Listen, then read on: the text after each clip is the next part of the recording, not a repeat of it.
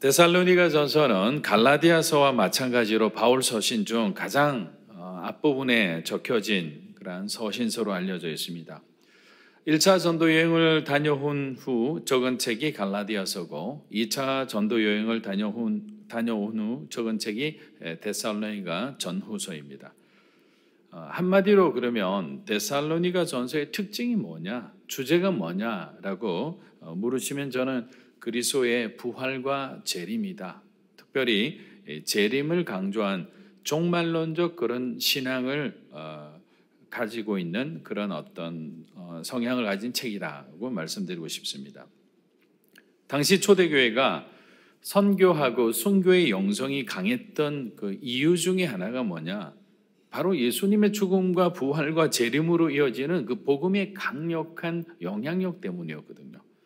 자, 예수님의 부활을 믿는 자들, 또 예수님의 재림을 소망하고 있는 사람들에게는 현재 내가 현세에서 당하고 있는 그런 고통과 아픔은 그렇게 두려워할 일이 못 되었기 때문입니다. 바울도 이러한 종말론적 신앙을 강조하면서 믿는 자들이 세상의 핍박과 어떤 고난과 박해를 두려워해서는 안 된다고 가르쳤습니다. 데살로니가 전서 1장 우리 9절에서 10절 우리 한번 읽어보겠습니다.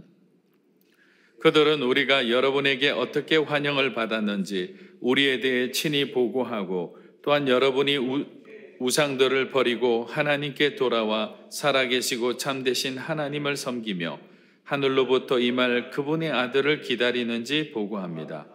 이 아들은 하나님께서 죽은 사람들 가운데서 살리신 분이시며 다가올 진노에서 우리를 구원해 내실 예수이십니다. 아멘. 자, 여기서 특별히 9절은 매우 중요한 의미를 가지고 있습니다. 왜냐하면 저와 여러분이 부활신앙, 이 재림의 신앙을 가지기 위해서 반드시 먼저 행해야 되는 그 선행 조건인 영적인 단계를 우리에게 가르쳐주고 있기 때문입니다. 특히 우리는 9절의 이 세 동사를 주목해야 되는데 그것은 뭐냐면 버리고 돌아와 섬기라라는 것입니다. 버리고 돌아와 섬기는 것. 먼저 죄로부터 그리스도께로 우리가 방향 전환을 하지 않으면 우리는 우리의 죄를 절대로 용서받을 수가 없어요. 즉 회개하라는 거죠. 오늘은 데살로니가 전서 이 1장 9절과 오늘 저희가 읽었던 이 본문을 토대로 그럼 어떻게 우리는 재림신앙을 가지고 살아갈 수 있나? 그럼 그 전에 우리가 필요한 이 세 단계는 무엇인가에 대해서 구체적으로 말씀을 좀 나누고자 합니다. 첫째는 우리의 모든 우상들을 버려라라는 것입니다. 여러분 안에 있는 우상을 버려야 되는 거예요. 제 안에 있는 하나님이 기뻐하지 않는 것을 다 내려놓아야 되는 거예요. 만약에 우리가 우상을 버리면 그리스도의 은혜를 입습니다.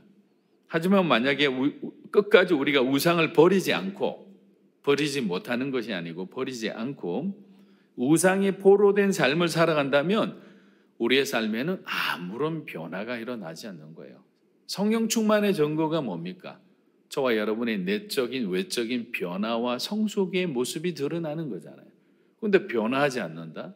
성숙한 그리스도인으로 성장하지 않는다? 그럼 뭔가 이렇게 하나님이 공급하시는 그 은혜의 줄기에 이렇게 막혀 있는 부분이 있는 거죠. 마치 우리가 피가 통하지 않는 동맥경화 현상처럼 은혜의 동맥경화 현상이 일어나는 거예요. 막아야 되는 거죠. 뚫어줘야 되는 거잖아요.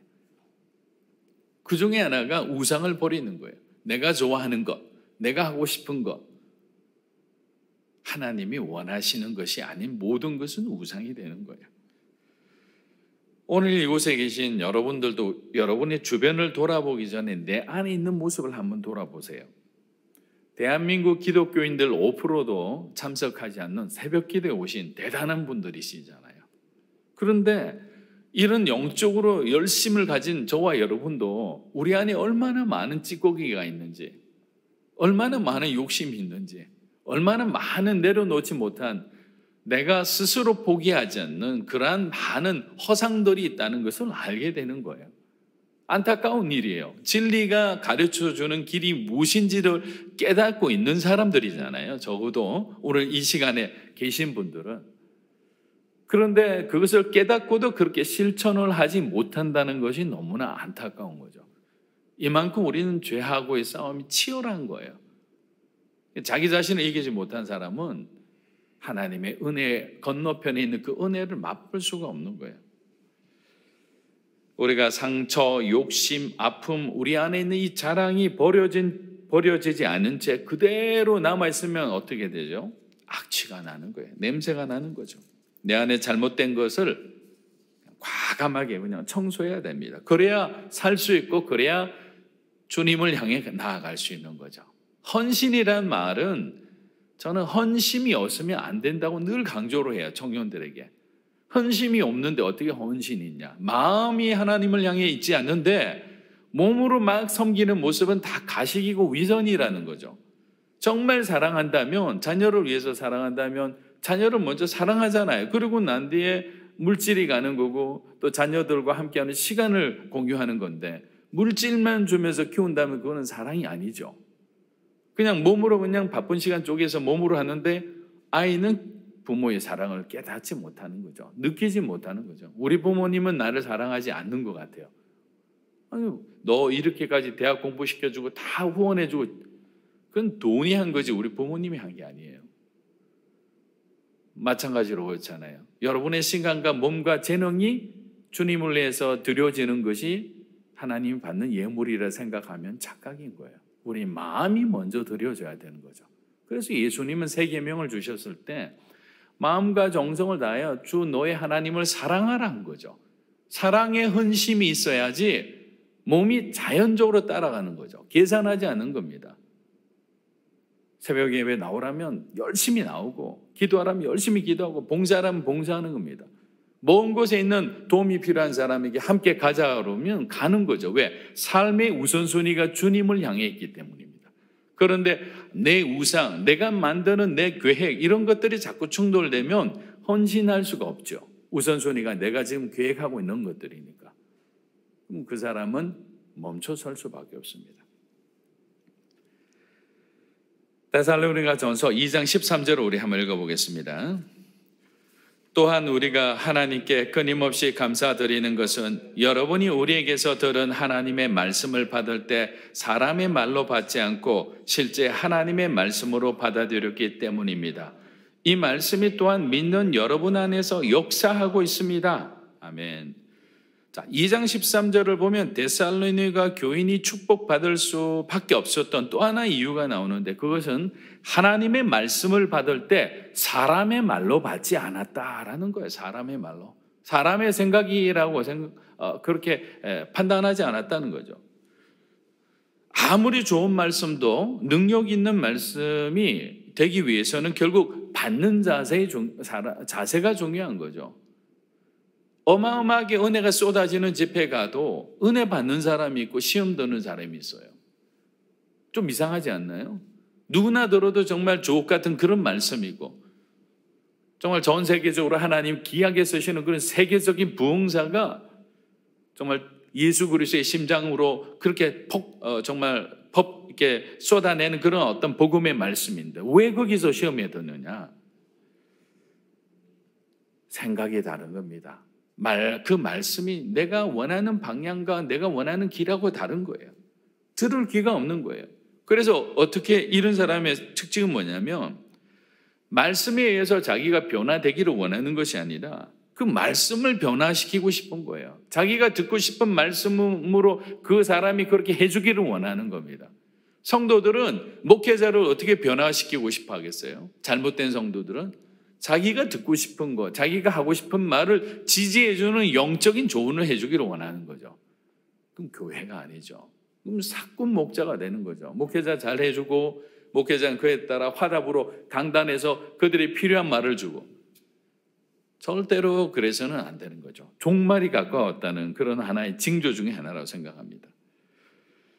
저는 저와 여러분의 눈과 귀가 하나님의 생명의 말씀을 들을 수 있는 영적인 눈과 귀가 되기를 주의 이름으로 축복합니다. 13절 말씀처럼 이 말씀이 믿는 우리 안에서 역사하고 있다. 이 후반절의 말씀은 또 얼마나 우리에게 전율을 줍니까? 그런데 여기서 보면 이 말씀이 우리 안에서 역사하고 있다라는 이 시제를 우리가 봐야 되는 거야. 이 시제는 어떠냐면 그때부터 지금까지라는 거예요. 바울이 전도해서 데살로니가에서 교회를 세울 때도 하나님은 그 교인들의 삶 가운데 역사하셨고, 지금 또 핍박을 받아서 지금 이제 베레아에서 아테네까지 그리고 고린도까지 옮겨 있는 상태잖아요. 지금 이 글을 적고 있는 이 상황에서도 하나님은 이 서신을 통해서나 그리고 서신을 통해서도 역사하신다는 거죠. 심지어는 저와 여러분, 오늘 2000년이 지난 저와 여러분이 오늘 본문 말씀을 묵상하면서도 성령 하나님은 우리 마음에 감동을 주는 거예요. 그 재림의 신앙에 대한 도전을 주는 거예요. 무엇을 위해 살아야 되는지, 누구를 위해 살아야 되는지 분명하게 그 길들을 보여주시는 거잖아요. 그리고 역사한다는 이 단어는 굉장히 의미가 있는데, 운동하다, 활동하다 이런 뜻인데, 결국 말씀이 들어오면 저와 여러분이 내면에 어마어마한 어떤 영적인 에너지를 발산시키는 거죠. 정리되지 않았던, 무질서했던 우리 생각과 마음들이 하나님의 성령의 능력에 의해서 다시 재조정되기 시작합니다. 그 말씀의 능력을 가장 잘 보여주는 것이 우리 히브리서 4장 12절인데 한번 읽어보겠습니다.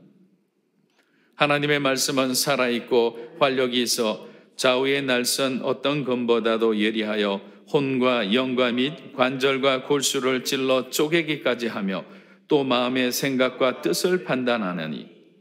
아멘. 하나님의 말씀을 경청하고 받아들이는 사람들에게는 하나님의 말씀이 능력이 되어서 우리 안에 있는 모든 것이 드러난다. 드러난다는 것은 뭡니까? 치유되고 회복된다는 거죠. 새로운 힘을 얻게 된다는 겁니다. 사랑하는 여러분, 말씀 앞에 우리 자신을 숨겨서는 안 됩니다. 말씀과 싸워서는 더욱더 안 되는 거죠. 앞서 말씀드린 것처럼 왜 우리가 말씀과 싸웁니까? 한 가지밖에 없어요. 내 욕심이 말씀보다 앞설 때입니다. 내 욕심이 하나님보다 앞설 때예요. 내 생각과 내 의지가 하나님 뜻보다 우선될 때 우리는 말씀은 들으나 우리 속에서 아무런 능력이 없는 거죠. 왜냐하면 우리는 우리 앞에 직면하고 있는 그 문제와 대적과 싸우는 것이 아니라 하나님의 말씀과 우리가 막 몸부림치고 있는 거예요. 저는 여러분들이 말씀을 들었을 때 여러분 자신을 꺾어내고 말씀 앞에 순종하게 되기를 축복합니다. 그래서 그 말씀의 능력을 체험하고 그 말씀의 능력을 전하고 그 말씀의 능력을 나누는 사람들이 돼야 되는 거죠. 결국 예수님이 우리에게 주신 비전이 뭡니까? 그리스도의 증인이잖아요. 말씀의 증인이잖아요. 말씀을 선포하고 선언하고 가르치는 자잖아요. 그 본질적인 사명을 하려면 결국에는 우리 안에는 흔들리지 않는 하나님을 향한 이 부활과 재림의 신앙으로 충만해졌을 때 이 땅에 대한 더 이상 연연해하지 않는 거죠. 내가 성공한든, 내가 큰 교회 목회를 하든, 아니면 내가 뭐 어떤 조금 가난한 집에 살든 그것이 뭐가 문제가 됩니까? 이 인생의 어떤 종말은 새로운 영원한 삶의 시작인데, 그러니까 그 박해가 많았던 데살로니가 교회 안에서도 하나님을 향한 그 재림에 대한 소망으로 그들은 그 어려움과 고통과 고난을 견딜 수 있었던 거예요. 그러니까 부활신앙과 재림신앙은 종말을 향해 살아가는 현대인들에게 가장 중요한 신앙의 키워드예요. 우리는 정말 그런 재림의 신앙을 갖고 살아가는지 돌아봐야 되는 겁니다. 자, 두 번째 단계는 하나님께 돌아오라는 겁니다. 돌아오라. 우상을 버리라고 그랬죠. 첫 번째는, 두 번째는 데살로니가전서 2장 15절에서 16절 우리 한번 읽어보겠습니다. 유대 사람들은 주 예수와 예언자들을 죽이고 우리를 박해하고 하나님을 기쁘시게 하지 않고 모든 사람들을 배척했습니다. 그들은 우리가 이방 사람들에게 구원을 받도록 말씀 전파하는 것을 회방해 자기의 죄를 항상 가득하게 합니다. 마침내 그들 위에 진노가 임했습니다. 자, 패역한 유대인들이 예수님이 세우신 사도들과 제자들을 지금 핍박하고 있는 거예요. 사도 바울의 전도 여행 중 가장 힘들고 어려웠던 지역 중에 하나가 데살로니가였습니다. 1차 전도 여행 때는 루스드라라는 곳에서 거의 돌에 맞아 죽을 뻔했죠. 그러나 그거는 일회적인 사건이었어요. 근데 데살로니가에는 들어가자마자 놀라운 일들이 일어났죠. 여러분들이 사도행전 16장부터 18장을 보면 특히 17장은 데살로니가에서 일어난 일들을 바울이 누가가 적은 부분이에요. 계속적으로 지역의 불량배를 부추기고 이 복음 전파 사역을 방해하는 것이 이방인이 아니고 그 지역에 살고 있는 유대인들이었어요. 왜냐하면 데살로니가는 유대인의 회당이 오래전부터 세워져서 굉장히 유대적 역량이 강했던 그런 지역 중에 하나였습니다. 같은 민족이 와서 예수 그리스도를 전하는데 도움을 주지는커녕 방해를 하는 거죠. 그것도 뭐냐면 영향력에 대한 시기와 질투였던 겁니다. 바울과 실라가 주목을 받으니까, 디모데가 주목을 받으니까 영적인 시기가 일어나는 거예요. 이와 같은 그런 죄를 짓고도 돌아오지 않고 자기들 욕심대로 살아가다가는 결국에는 하나님의 진노의 심판을 받을 수밖에 없다라는 겁니다. 사랑하는 여러분, 돌아오면 회복됩니다. 지금이라도 여러분 안에 끊어내지 못한 것들이 있다면 오늘 여러분이 하나님 앞에 간절히 기도하세요. 끊어낼 수 있는 힘과 믿음을 달라고. 이사야서 55장 7절입니다. 함께 읽겠습니다. 악인은 그의 길을, 불의한 자는 그의 생각을 버리고 여호와께로 돌아오라. 그리하면 그가 긍휼히 여기시리라. 우리 하나님께로 돌아오라. 그가 너그럽게 용서하시리라. 아멘. 힘들 때마다 이사야 55장 이 말씀 붙드는 거죠. 하나님, 내가 돌아가겠습니다. 붙들어 주십시오. 스스로의 의지로 어려우니까 은혜를 주십시오. 내가 먼저 버리겠습니다. 돌아오겠습니다. 그럼 뭐가 문제겠어요? 하나님의 우리의 가이드가 되어주시는데, 보호자가 되어주시는데, 여러분이 피난처가 되어주시잖아요. 여러분의 공급자가 되어주시잖아요. 두려울 게 하나도 없어요. 의심하니까 불안해지는 거예요. 의심하니까 두려워지는 거예요. 그런데 수직적인 하나님을 향한 그 믿음이, 그리스도 예수를 향한 믿음이 흔들리지 않는다. 두려워하지 않죠. 왜냐하면 우리는 두려움 너머에 누가 계시는지를 아는 사람이기 때문이에요. 신앙은 바로 우리 문제 너머에 누가 계시다는 것을 가르쳐 주는 것이 신앙이잖아요. 예수님이 저와 여러분을 기다리고 있는데 무엇이 두렵습니까? 자, 우리 세 번째는 먼저 사도행전 17장 4절 6절 읽고 넘어가겠습니다. 한번 읽어보겠습니다. 그 중에 어떤 사람 곧 경건한 헬라인의 큰 무리와 적지 않은 귀부인도 권함을 받고 바울과 실라를 따르나 그러나 유대인들은 시기하여 저자의 어떤 불량한 사람들을 데리고 때를 지어 성을 소동하게 하여 야손의 집에 침입하여 그들을 백성에게 끌어내려고 찾으나 발견하지 못하며 야손과 몇 형제들을 끌고 업장들 앞에 가서 소리질러 이르되 천하를 어지럽게 하던 이 사람들이 여기도 이르매. 자, 여기도 보면 압박을 받는 그런 상황 가운데서도 데살로니가 교인들에게 자신이 처한 상황을 바울은 디모데를 통해 계속 전하고자 했던 겁니다. 그냥 가기 싫어서 못 갔던 게 아니다라는 거죠. 왜냐하면 통신이 이렇게 왕래가 제대로 지금처럼 우리가 핸드폰이 있는 것도 아니잖아요. 그러면 항상 우리가 이해되지 않을 때, 또 서로 간에 뭔가 연락이 뜸할 때 그 공간에 사단이 틈타면 오해를 합니다. 그러니까 바울은 데살로니가 교회가 핍박과 박해받는 가운데서 바울이 피해 있는 이 상황 자체가 이것이 옳은지에 대한 어떤 의문을 가진 거죠. 내가 이 핍박과 같이 정면으로 부딪혀 싸우고 그들을 지켜줘야 되지 않느냐. 본인 자신도 그런 물음표를 갖고 있는데 데살로니가 교인의 입장에서는 바울이 도망갔다고 생각하면, 자기들을 버리고 도망갔다고 생각하면 마음이 힘드는 거죠. 그렇지 않다는 걸 얘기해 줍니다. 하나님은 더 큰 너와 여러분을 위한 더 큰 계획을 갖고 있다는 거죠. 그래서 의문이 들 때 부탁합니다. 절대로 하나님을 먼저 오해하지 마세요. 오해해서 그냥 여러분 스스로가 낙심하거나 여러분 스스로가 어떤 영적인 그냥 동굴 속으로 들어가지 마시고 하나님께서 말씀하실 대로 내가 이 일에 대해 모르는 것을 하나님께서는 알고 계시다라고 믿는 거예요. 하나님, 내가 이 상황에 대해서 이해가 되지 않습니다. 그러나 하나님이 이 모든 문제 가운데 개입하고 계시고 통제하고 계시다는 것을 나는 믿습니다라고 끝까지 믿음의 자리를 떠나지 않고 붙들고 있으면 결국에는 바울로부터 이런 서신을 받듯이 하나님으로부터 저와 여러분은 응답을 받게 돼 있는 거죠. 마지막 종말의 신앙으로 가는 3단계는 하나님을 섬기라는 거예요. 하나님을 섬기라. 우리 데살로니가전서 2장 18절 한번 읽어보겠습니다. 그러므로 우리는 여러분에게 가고자 했고 특히 나 바울은 여러 번 가려고 했습니다. 그러나 사단이 우리를 막았습니다.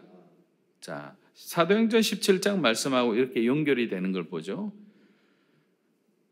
어렵고 힘든 일이지만 여러분들이 솔선해서 그 힘든 길을 두벅두벅 걸어가 보세요.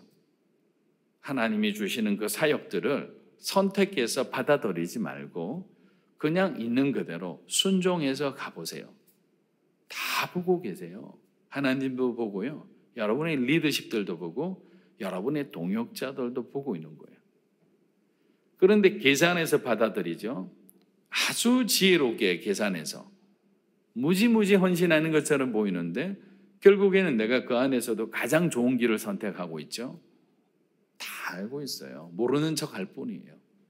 그런데 그런 계산하지 않는 사람들의 모습 가운데는 하나님을 향한 그 인테그리티, 정직함과 성실함이 있어요. 그런 사람을 하나님은 쓰세요. 리더를 통해 쓰시기도 하고요. 어떤 환경을 통해 쓰시기도 하는 거예요. 오늘 3가지 말씀을 드렸습니다. 우리가 재림의 신앙을 갖기 위해서는 먼저 뭐라고 그랬죠? 우상을 버려라. 2번째는 뭡니까? 하나님께로 돌아와라. 마지막은 뭐죠? 주님을 끝까지 섬겨라. 하나님을 섬겨라는 거죠. 만약에 우리가 세상과 타협하지 않고 이 종말의 신앙으로, 재림의 신앙으로 우상을 버리고 주님께 돌아와 일평생 하나님의 교회를 섬기는 기쁨으로 살아갈 때 하나님은 저와 여러분의 가정을 눈동자처럼 지키고 보호해 주시고 축복해 주시리라 믿습니다. 그런 삶을 살아가는 믿음으로 사는 교회 성도 여러분이 되시기를 주의 이름으로 축원합니다. 아멘.